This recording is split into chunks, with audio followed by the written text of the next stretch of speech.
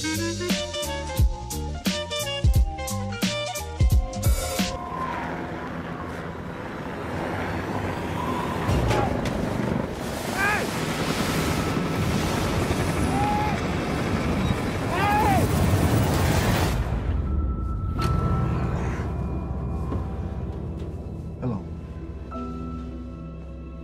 Do you understand English?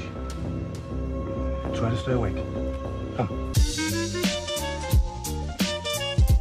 I saw a picture on the internet that showed what Mars could look, the planet Mars could look like if you start planting trees and you start having a little oxygen to be able to breathe. It was just so interesting to me. Then I went to my co-writer and I said, let's come up with a story that happens in this place. Eventually, I wrote the screenplay with my co-writer, and then we sent it to our agents, and they said, wow, this is a really great story. We love this.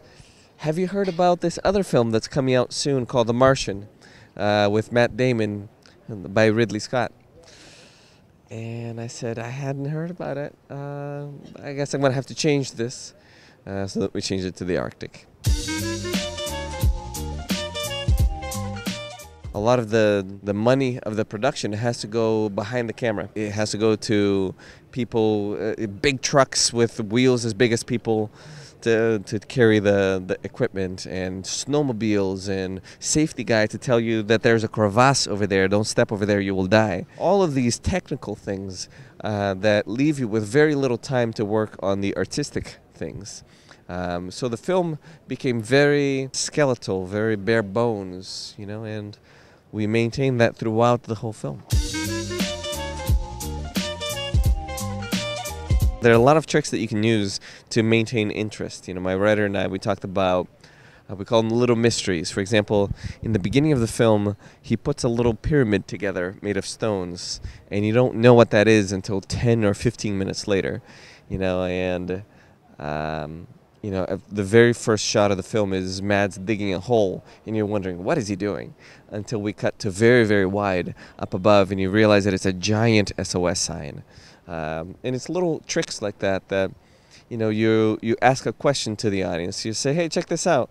I'm not going to tell you what it is until you have to keep watching the movie. And if you do enough of that, one after the other, people are like, I'll watch a little bit more. Okay, well, that's interesting. I'll watch a little bit more until you get to the more exciting parts of the film.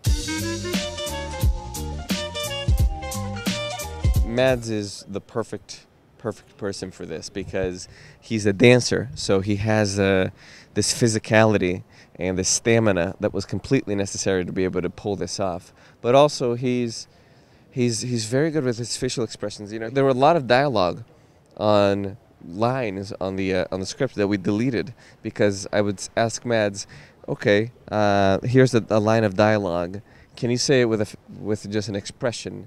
And he would have a look or a twitch of the eye or a smile that would say so much more than what the line is saying that we would delete and end up with something that's more open to interpretation.